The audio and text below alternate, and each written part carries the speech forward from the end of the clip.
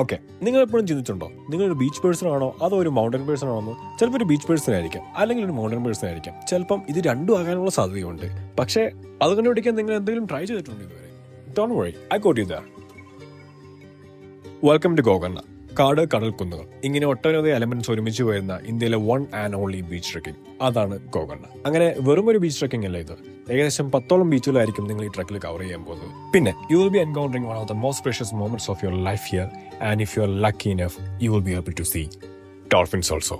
പിന്നെ ഒന്നും നോക്കില്ല, സ്റ്റേഷനിലെത്തി ടിക്കറ്റ് എടുത്തു, ട്രെയിൻ പിടിച്ചു, പിറ്റേ ദിവസം രാവിലെ തന്നെ ഗോകർണ എത്തി. പിന്നെ സ്റ്റേഷൻ അടുത്തുള്ള ബസ് സ്റ്റോപ്പിൽ നിന്ന് ബസ് പിടിച്ച് ഗോകർണ ടൗൺ അടുത്തുള്ള നമ്മുടെ സ്റ്റാർട്ടിംഗ് പോയിന്റ് ആയുള്ള ഫസ്റ്റ് ബീച്ചിലെത്തുന്നു, കുഡ്ലെ ബീച്ച്. സാധാരണയായിട്ട് ആൾക്കാർ കുഡ്ലെ ബീച്ചിൽ നിന്ന് ട്രെക്കിംഗ് സ്റ്റാർട്ട് ചെയ്തിട്ട് 5 ബീച്ചുകൾ കവർ ചെയ്തിട്ട് ബലേക്കൻ ബീച്ചിലായിരിക്കും അവരുടെ ട്രെക്കിംഗ് അവസാനിപ്പിക്കുക. ഇവിടുത്തെ ബീച്ചുകൾക്കൊക്കെ അതിന്റെ പേര് കിട്ടാൻ ഓരോ കാരണങ്ങളുണ്ട്. For example Om beach. Om beach എന്ന് വിളിക്കുന്നത് ആ ബീച്ച് ഒരു ഓം ആകൃതിയിൽ ഇരിക്കുന്നതുകൊണ്ടാണ്. അതേസമയം ഹാഫ് മൂൺ ബീച്ച് എന്ന് വിളിക്കുന്നത് അതൊരു ഹാഫ് മൂൺ സൈസിലായതുകൊണ്ടാണ്. പിന്നെ പാരഡൈസ് ബീച്ച്, അതിനങ്ങനെ വിളിക്കാനുള്ള കാരണം അതാണ് പാരഡൈസ്.